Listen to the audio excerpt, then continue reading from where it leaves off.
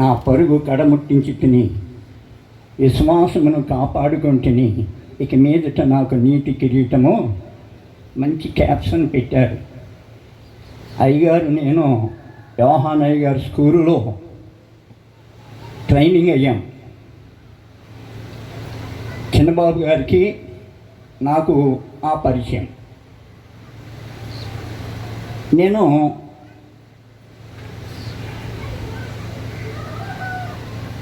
ఇది దేవుని చిత్తమే అనుకుంటున్నా.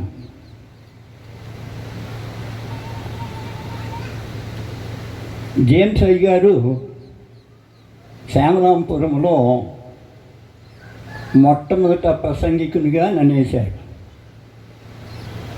ఆ వేసినప్పుడు నేను దైవదాసునితో ఇచ్చిన మాట ఏంటంటే, నా కుమారునికి మొదటి శాలరీ వస్తే అది సంఘానికి అనగా సియోను ప్రార్థనా మందిరం వారికి ఇస్తాను అని ప్రామిస్ చేశాను. కొన్ని కారణాల వల్ల ఆ ప్రామిస్ నేను నిలబెట్టుకోరా, కానీ అర్ధవారు ప్రామిస్ నిలబెట్టుకుంటారు.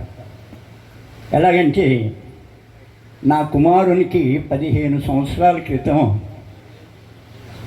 7,500 మొదటి జీతం వచ్చింది. ఆ జీతం నేను అయ్యగారికి చెల్లించాలి దేవుని సేవార్థమై.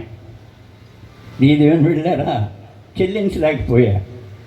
ఈరోజు నేను మాట ఇస్తున్నాను, 7,500 అయ్యగారికి సమర్పించాలని భావిస్తున్నాను. దేవునికి స్తోత్రం చెప్పండి.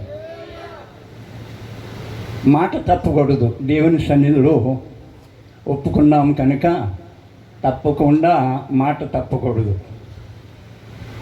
ఆయనకి నాకు ఒక చిన్న అనుభవం ఉంది. విశ్వాసమును బట్టి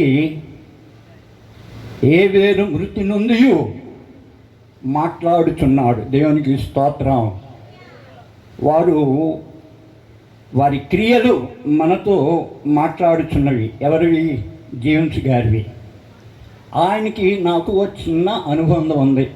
అదేంటంటే, నేను గతంలో పరిశుద్ధ బాబు దగ్గర సూపర్వైజర్గా పనిచేసేవాడిని. మా పాస్టర్లో చాలామంది 25 మంది దాకా అక్కడికి వచ్చి ఉన్నారు.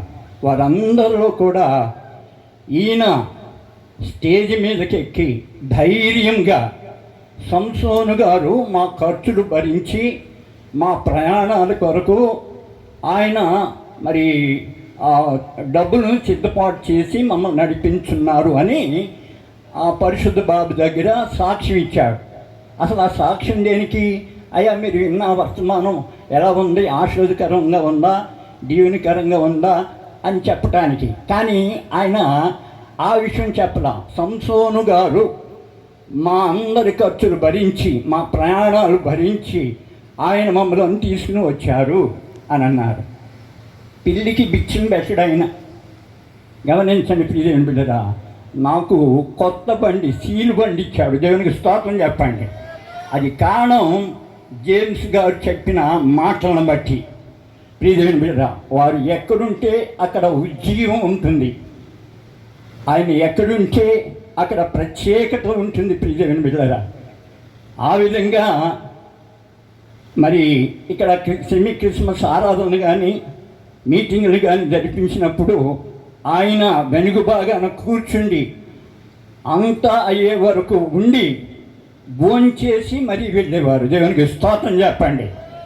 ఆయనలో అంత మంచిదనం ఉంది. ప్రియదేవుని బిడ్డరా, ఆయన మంచి మనందరికీ ఆశీర్వాదకరంగా ఉండాలని ప్రభువుని ప్రార్థించు ఈ మాటలు ముగించున్నాను. దేవునికి స్తోత్రం చెప్పండి.